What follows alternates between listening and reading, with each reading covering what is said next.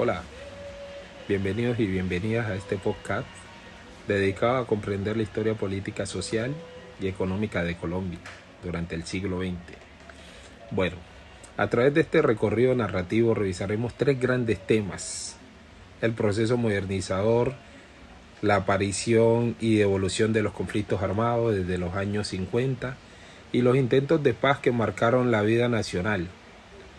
Acompáñame en este viaje para entender cómo estos elementos moldearon la Colombia que hoy conocemos. Bueno, comenzaremos con el proceso modernizador en Colombia durante el siglo XX. A comienzos del siglo XX, Colombia era un país profundamente rural con infraestructura precaria y un estado limitado. Sin embargo, el siglo trajo importantes transformaciones, las cuales fueron transformaciones sociales, económicas y políticas.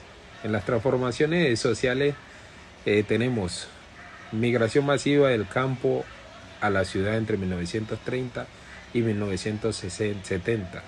Surgieron de la clase obrera y de la clase media urbana, expansión de la educación y nuevas oportunidades rurales. Sin embargo, en las transformaciones económicas hubo una transición de una economía basada en el café, una industria más diversificada.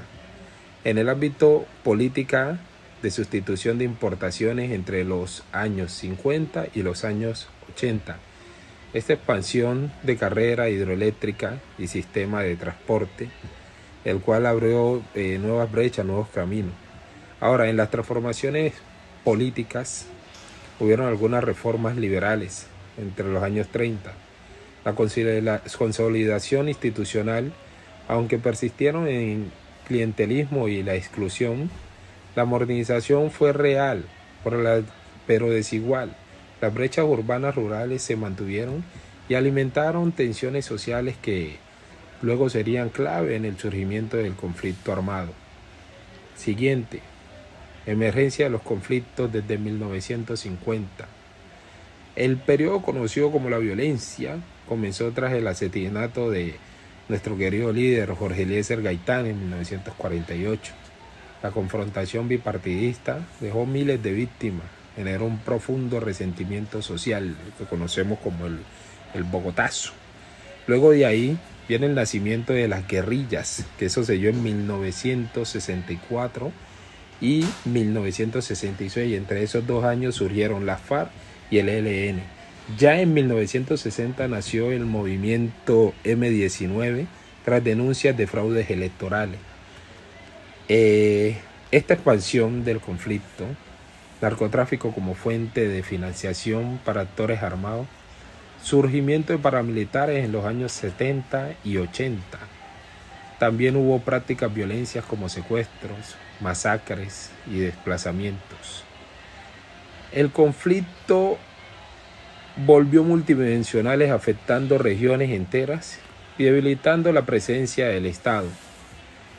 Bueno, como punto 3 tenemos procesos de paz en el siglo XX, aciertos y desaciertos. Uno de esos desaciertos en el gobierno de Betancourt en 1982 hasta 1986. Los aciertos que tuvo fue la apertura política e intentos de acuerdos de paz entre la FARC, el EPL y el M-19. Y los desaciertos, la falta de garantías y tragedias como la Unión Patriota y la toma del Palacio de Justicia. En 1986 y 1990, ya el gobierno del presidente Barco, el acierto que tuvo fue la desmovilización del M-19. El desacierto fue el crecimiento del paramilitarismo. Ya en 1990 y 1994, en el gobierno del presidente Gaviria, los aciertos que tuvo fue la desmovilización del EPL, el PRT y el M-19 y la Constitución de 1991. Y el desacierto fue el fortalecimiento de la FARC y el ELN. Ya en el 98 al 2002, el presidente Pastrana tuvo un acierto en el Caguán del Desierto y la expansión militar de la FARC en la zona de distensión. En la cuarta tenemos nuevas formas de ejercicios políticos y cambios en las élites. La Constitución de 1991 transformó la participación política y abrió espacios a grupos históricamente excluidos y generó nuevas dinámicas de poder, como lo fue el narcotráfico. También modificó las relaciones entre la economía, el territorio y la política.